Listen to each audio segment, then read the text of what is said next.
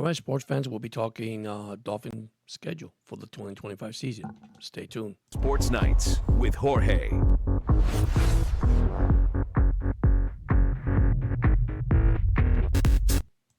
All right, welcome back, guys. I hope you guys are having a nice weekend. Right to it, guys. We're going to look at the 2025 Miami Dolphins schedule. Not going to make predictions. Not going to say they're going to win, they're going to lose. We're going to look at some prime times game. We're going to look at the end of the season, who they play, cold weather type of game, of course. And let's start off already. So we're going to go actually to week 1. And as you see here, they do face the Colts away. That's their first opening game of the season.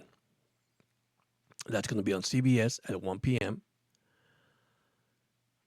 September 7th. And then we are home against the New England Patriots. The actually new and improved New England Patriots. Just to give you a heads up, don't fall asleep. Then we play a prime video, which a prime time. They call it prime video, but it's prime time.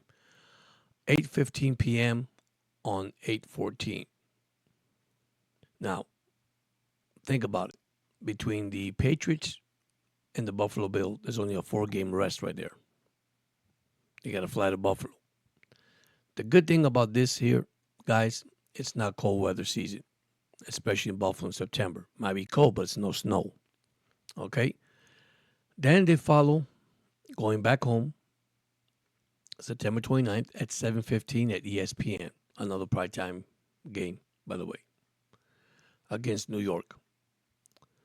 Then on October 5th, they go to the Panthers, Carolina Panthers. Then they come home on October 12th at CBS. Of course, the one with the Panthers on Fox. This is CBS. They have their own station down in Florida. So then they go on the road against Cleveland at 1 o'clock. Then they go to Atlanta, which that's probably one of the games that I'm thinking of going on October 26th. Hopefully that day I will not be recording, but I'll be going live if I'm not there. It depends how my schedule is, guys. So then it gets a little bit tougher down the road here on October 30th. After the Falcons, you got the Ravens. Okay? Then you have the Buffalo Bills. But the good thing is the Buffalo Bills, it's at Miami at 1 o'clock. The Ravens also here, prime time, by the way, another 8:15 p.m. game.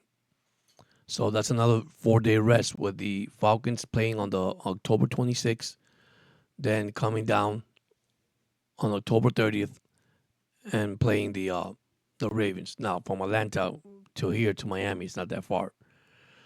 So then, like I say, Ravens, Bills, then the Commanders. That's the NFL Network that's going to play. They're going to play down in, Madrid? So that's another thing that I'm looking at, the long flight. That's going to be at 9:30 a.m. Then it's like a home game for them, but still, I consider that a road game because they're not playing at home. Then they got a bye week on the 12th, which I skipped that one, by the way. But they do have a bye week on week 12 after the Commanders, after they come back from Madrid. Then they have the Saints, the Jets. Now the Saints is at home, so basically Miami has 4 games at home in October. Of course, one of the games once again in Madrid. Then they go to the Jets at 1 o'clock, and that's in December. Then it's getting brutal now. Then they go to Pittsburgh at 8:15 p.m. That's another primetime game, I guess. Doesn't get easier than that for the Dolphins. Then they go to the Bengals. I mean, the Bengals comes to Miami. Sorry, not gonna go to the Bengals. Miami comes to Miami at 8:20 p.m. That's another NBC game, night game. Then they have Tampa Bay. So just look at the schedule: Steelers, Bengals, Tampa Bay, and then they finish the season, which time to be announced. It's going to be against the Patriots. They don't know yet what time. Now, I'm going to tell you why they do that. Time to be announced. Because of any implication there in the playoffs, any implication, whatever happens in the schedule, that's how they're going to work it out. Normally, that happens every time getting closer to the end of the year because they realize that they start changing the schedule. And then you see time change now from, 1 o'clock to Saturday games, Sunday games to Saturday games. So that's going to change. So I look at their schedule. I think it's a fair schedule, but it gets brutal at the end of the line there for the Dolphins. Once again, not going to predict wins or losses. They should come out of the gate with a good start. When I see the first probably 5 games of the season, and from there on, it's probably week to week what happens. Now, remember, we don't know their actual roster yet. Who's going to stay? Who's going to go? Who's going to get traded? Who's going to get released? So that's one thing that concerned me with the Dolphins. Like I said, I made a video last couple days ago about the secondary. Not worried about the secondary guys, as most of you guys are. Yeah, they do need a cornerback, and they'll get probably somewhere a trade or player release when it comes after preseason. I don't see Miami struggling there. I don't see them struggling on the defensive side either. I think Weaver has that team intact. No, the pick that we got with the trade with Mika Fitzpatrick, that's going to help the Dolphins right there. So I'm not worried about it. Once again, he's coming from an injury too, so he has to be healthy. He was injured last year in Pittsburgh. And then it followed up by the offensive line. That's where I have probably one of the big concern for the Miami Dolphins. How good is their offensive line? Can the offensive line play consistent, have no injuries, and if they do, minor injuries?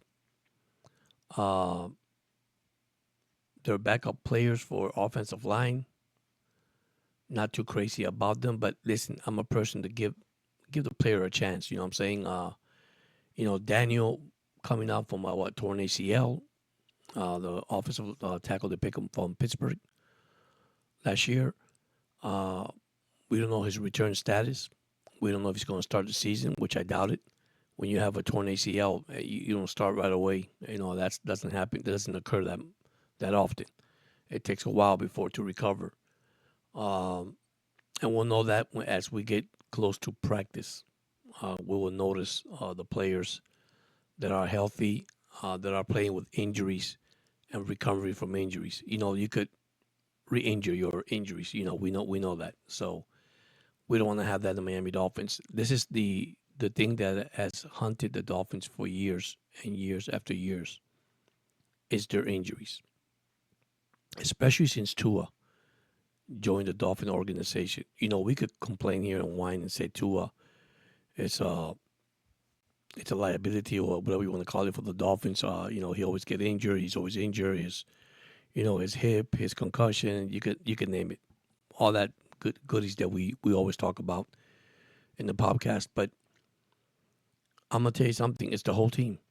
Okay, we have Raheem Mostert, of course, before he was gone, and now with the Raiders, injured. We had Jonnu Smith also a couple times injured. I mean, look at them. We had Tyreek Hill with the incident what happened with his wrist. He was injured. Waddle got injured. Now, this is what I'm going to say. Waddle needs to have a breakout year. If the Dolphin wants to win, Waddle has to be the key. Because I'm going to tell you the truth. I think he is the key. I'm going to say this, and I know probably some of you guys might get upset, but I don't think Tyreek Hill is the number one receiver. I think his number one receiver is going to be Waddle. Waddle's his number one target. We already know that Tyreek's going to be probably double up. Same as Waddle, okay? Tight end, yeah. I thought about it. It's questionable, but listen, knowing McDaniel offense and the way McDaniel is, he doesn't need a tight end that catches ball like John Smith. He needs a tight end that blocks. But sometimes you're going to need a tight end that could catch because your receivers will be covered. So then looking at their offensive side with the new offensive coordinator Smith, listen, they're gonna have to open up the playbook a little bit more. I think we're gonna be more a running team this year. I think Wright should have a good season. A Chain. Now, here's one thing that I noticed that I didn't talk about, but the Dolphins have enough players that they could trade to get good players in the ball club. Now, do you want to trade these young players that you pick in the draft? No, you want to trade these guys that've been here long enough. But A Chain, concussion. A Chain, injuries. So if you look at both sides of the ball, that's the key. This team has suffered so many injuries, both sides of the ball. I mean, Jaden Phillip had an injury, came back and re-injured. Chubbs got injured. Of course, the controversial thing, they should have taken Chubb out of the game against the Baltimore Ravens, but the Dolphins want to win the game. So I'm not going to go into that controversy because for me, it doesn't matter. I know it was a blowout. I know the game was a blowout. But these guys play football, okay, every freaking Sunday. So we cannot say that about them. They love the sports. They want to play. So, and I know Miami got blown that day by the Ravens. But at the same time, you got to continue to stride and continue to move on and get better as the season goes along. I'd rather have these guys healthy by the end of the season than at the beginning of the season. Okay? I think Miami could go through probably the 5, 6 games, probably even the 7 games they got. They could go through pretty healthy, players probably not playing too many snaps, and then keep the good ones to the end of the season. I know it's hard to say that. It's easy to say it, but it's hard to do. That's the word I'm trying to say. So, but the Dolphins are going to be a team to be reckoned with. I put shorts out there. I put videos out there. I put things they say. Well, George, make up your mind. Are they good? Not good. You know what? With the Dolphins in 2025, it's like you actually tossing your cards. That's what I'm trying to say. Or I won't say you're gambling because I don't use the word gambling here. Is there a 50-50 chance? Well, 50-50 chance is better than a 70-30 chance or a 60-40 chance. So we're in between a half and half. This team could be good. This team can surprise a lot of teams in the AFC East. Okay? Now, I'm going to tell you something. New England, watch out for New England. Why I say that? Because their new head coach. Now, you can say the quarterback is not good, Mays, and all. You can say whatever you want. But listen, this coach, Grable, takes out the most of his players, and they come to play with him. Remember, he's beaten, McDaniel twice, and I think Tua hasn't beat Grable yet. The good thing is no longer Bill Belichick because Tua was undefeated with Bill Belichick as quarterback. So now it's a different story. So now, the Jets going to be a team that probably do the same way as the Dolphins. Same way as the Dolphins. Injuries. They got Justin Fields. How's that going to be? How's that going to react? Got a new head coach. So, no, both teams are not rebuilding because they actually got to win now, especially the Jets. The Jets, the Jets in Miami, in that division. Buffalo, the only thing with Buffalo that I got with Buffalo, and I'll go back to the Jets in a few minutes in Miami, Allen basically has no receivers out there. But you have to prove to beat Allen. Miami got to beat, and so is the New York. That's the team you got to beat, the Buffalo Bills. Do you go up to the next level? It's easy how you watch a schedule and you think your schedule is easy. Like, oh man, they could beat each other. Or, they could, well, it's divisional rival, right? So divisional rivals, they could go 1-1, or you beat them twice. If you beat them twice, I think you're better off than going 1-1. See, Miami's got to beat Buffalo twice this year. If they want to make it to the next level, man, they got to beat Buffalo twice, whether you like it or not. They got to get over that hump. That's the hump the Dolphins has not got into yet.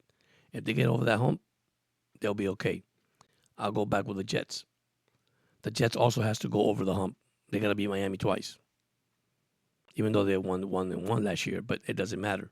It was the end of the season. Playoffs was over, and regardless of what Roger did, now he's gone. So now it's a new era in New York and a new era in the Dolphins. And basically, it's not really new. It's time to win and move on. Can they do it? Who knows? So that's it for my schedule for the Dolphins. I'll go back to it one more time for you guys. Dolphin will start the season on the road against the Colts. Come home against the Patriots, which is early Patriots. Then they go to Buffalo. Then they come home to the Jets. Then they go to the Panthers. Then they come home to the Chargers. Then on the road against the Brown. On the road against the Falcon. And then after the Falcon, okay, they got at home the Ravens, the Bills, the Commander. It gets a little tough here. Just a little tough. Ravens, Bills, and Commanders. Of course, the Commanders, it's in Madrid. Then they have the Saints also. Then they're going to roll to the Jets. And then it gets a little harder again because they got Pittsburgh at Pittsburgh. Then they come home against the Bengals, the Buccaneers, and then they end up the season with the Patriots, which I told you, time and date to be announced. And we actually don't know yet until that. And if you were looking for a preseason game, the Dolphins do play preseason game. They play 3 games against the Bears, Lions, and Jaguars.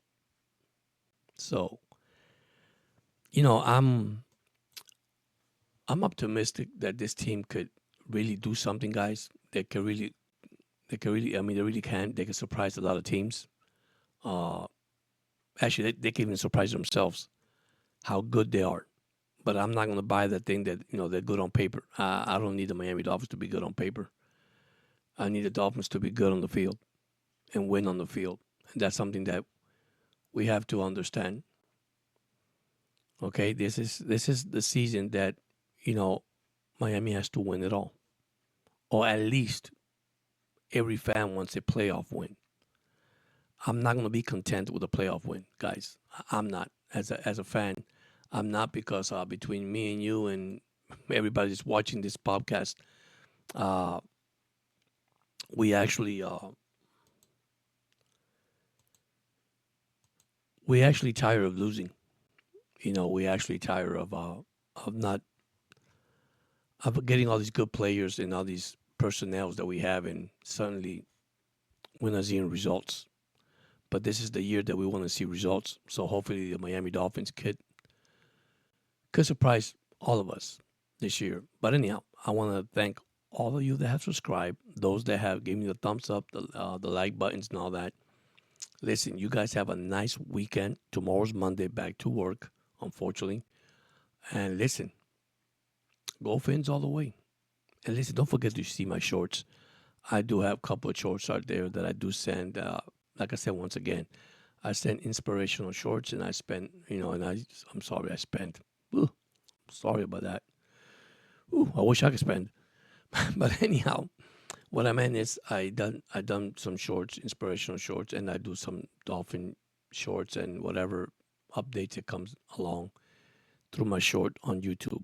But anyhow, you guys have a blessed weekend, and see you guys soon. And once again, man, fins up.